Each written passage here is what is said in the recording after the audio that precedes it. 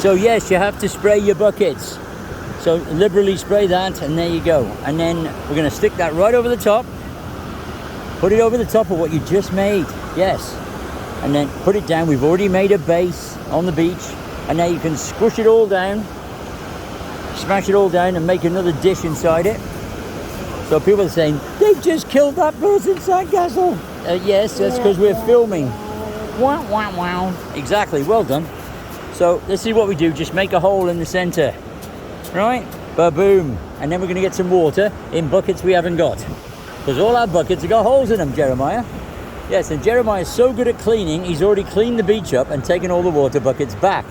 So I'm not going to do that. Jeremiah's...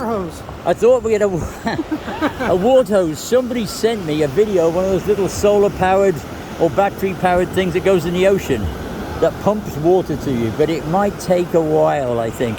Nice for children who want a waterfall, but not much use for us. Hold on, Jeremiah. You've worked hard this morning.